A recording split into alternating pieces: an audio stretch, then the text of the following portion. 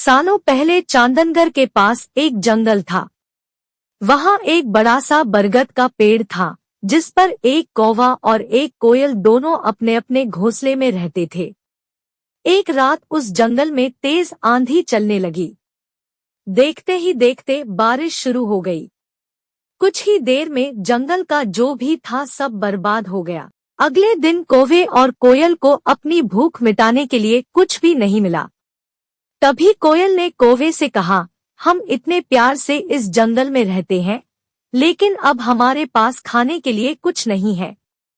तो क्यों न जब मैं अंडा दूं, तो तुम उसे खाकर अपनी भूख मिटाना, और जब तुम अंडा दोगे तो उसे खाकर मैं अपनी भूख मिटा लूंगी। कौवे ने कोयल की बात पर सहमति जताई।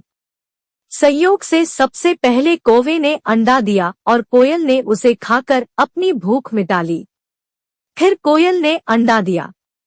कौवा जैसे ही कोयल का अंडा खाने लगा तो कोयल ने उसे रोक दिया।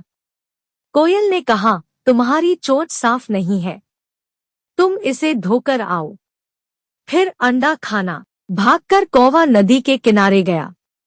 उसने नदी से कहा, तुम मुझे पानी दो, मैं अपनी चोंच धोकर कोयल का अंडा खाऊंगा। नदी बोली, ठीक है, पानी के लिए तुम एक बर्तन लेकर आओ। अब कौवा जल्दी से कुम्हार के पास पहुंचा।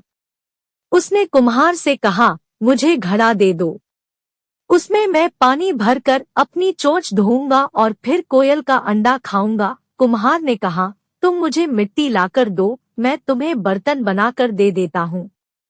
यह सुनते ही कौवा धरती माँ से मिट्टी मांगने लगा।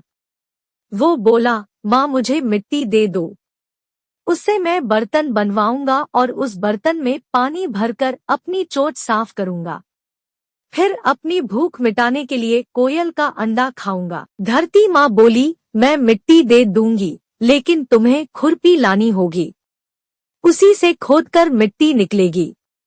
दौड़ते हुए कौवा लोहार के पास पहुंचा। उसने लोहार से कहा, मुझे खुरपी दे दो, उससे मैं मिट्टी निकालकर कुम्हार को दूंगा और बर्तन लूंगा, फिर बर्तन में पानी भरूंगा और उस पानी से अपनी चोंच धोकर कोयल का अंडा खाऊंगा। लोहार ने गर्मगर्म खुरपी कौवे को दे दी। जैसे ही कौवे ने उसे पकड़ा, उसकी चोंच जल गई और कौवा तड़पते हुए मर गया। इस तरह चतुराई से कोयल ने अपने अंडे कौवे से बचा लिए। कहानी से सीख। कौवे और कोयल की कहानी यह सीख देती है कि दूसरों पर आंख बंद करके भरोसा नहीं करना चाहिए।